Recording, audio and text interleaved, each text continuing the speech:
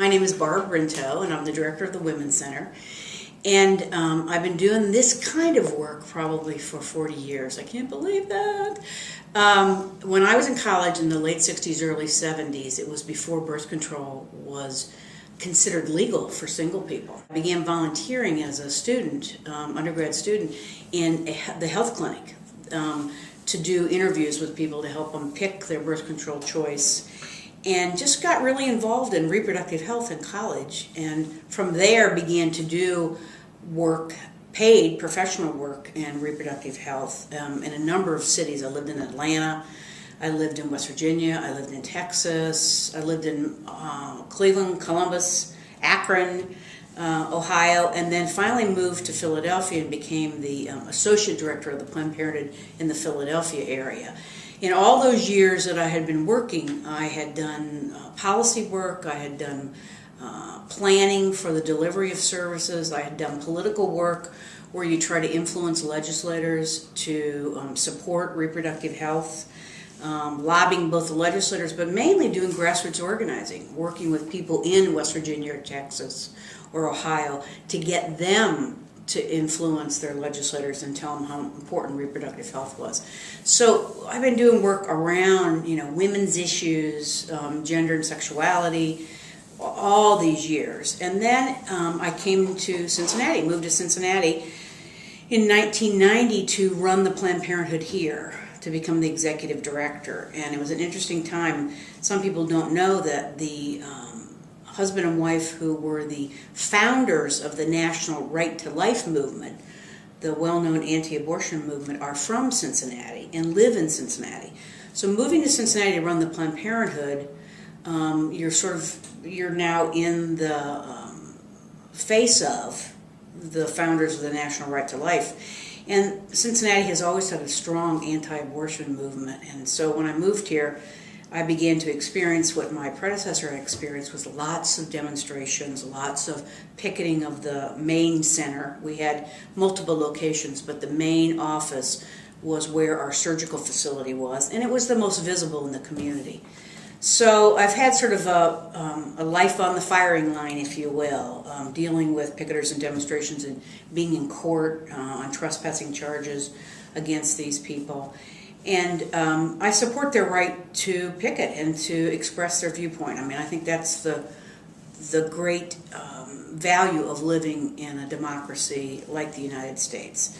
However, I don't support their right to prevent women from exercising their own views and beliefs on reproductive health, or men for that matter, but usually we know it's targeted against women. And then I left Planned Parenthood because it was time to do something a little different. I went to the College of Medicine here at UC and worked on women's health issues, trying to help researchers understand the importance of including women in clinical trials, because so often women were excluded because they had menstrual periods. And so the researchers couldn't control for that variable. And where men were the default. We learned all this science and medicine on men by having them in clinical trials, and then we assumed it applied to women, and so women got the same medicines and so on, and we found that a lot of things didn't work in women that worked in men. So I tried to work on educating the medical community about differences in sex and gender as it relates to healthcare delivery, medicine research. And so I did that for 4.5 years. And then I applied for and came over here to the Women's Center on what we call the other side of campus. And I love it. Here I get to work a lot with students, a lot more than I did on the medicine side. And it's a great environment. I've been the director now for 9 years, and I get to do a lot of special projects in addition to working with the great staff in the center. For instance, right now I'm finishing as co-chair of the University Diversity Plan. 3 of us and a task force of people are developing a plan to really have the university take the next steps in creating a diverse, inclusive, and equitable climate at UC. And so that's very exciting, and we hope that it'll be approved by the Board of Trustees in their September meeting, and we can begin to implement it. The Women's Center at UC is over 30 years old.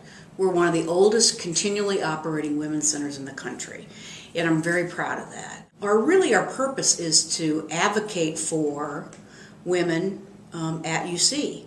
And we do that through a variety of means. We want to make sure that women feel welcome, that women have all the opportunities that they can to achieve both their professional and personal goals. We want to make sure that we have a number of goals, and one of them is to create to assure that students have the opportunity to have healthy relationships and understand what a healthy relationship is versus an unhealthy one. And under that area, we work on sexual assault, domestic violence, stalking, but also positive attributes, not just preventing bad things, but what is a healthy relationship? We also have a goal where we work on trying to reduce or eliminate any barriers that the institution has that would inhibit a woman from achieving her full potential.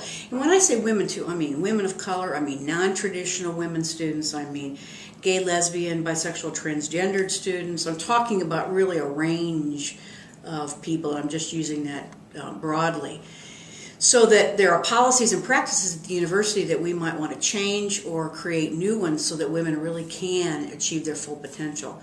And the third one is about developing students and women in particular as leaders and activists. For instance, at UC, we've not had a woman student body president for almost 25 years.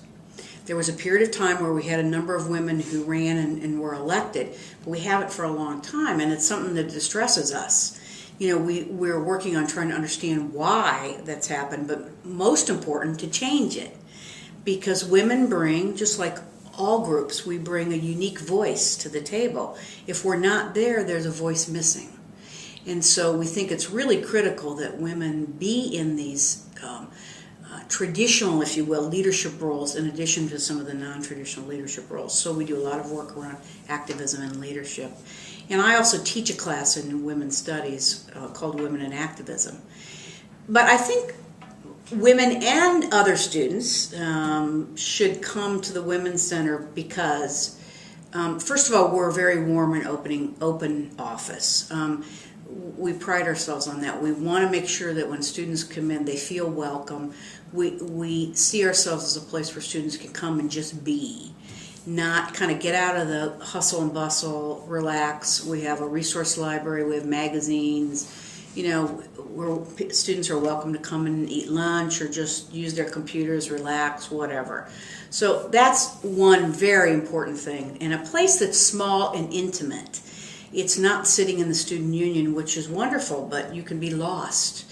It's a place where you can come in and someone knows your name, like the old television show used to say.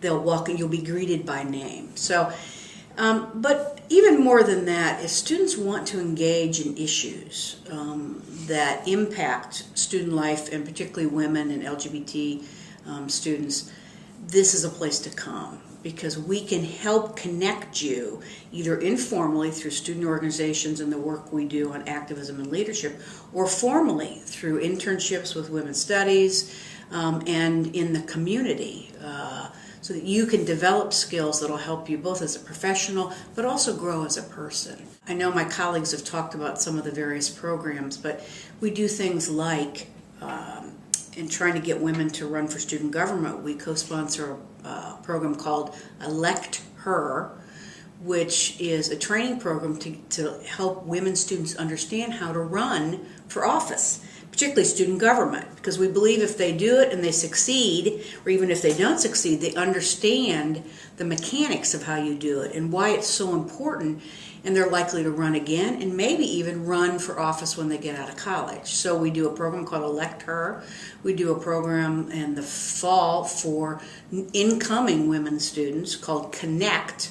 It's a program that we co-sponsor with 3 women's honoraries, where we're trying to literally connect incoming freshman women with upper class women and help them understand the opportunities that are there that they could get involved in. Either something, doesn't have to be some big, giant project, but so that they, right in the beginning when they come in, they start to feel a sense of community.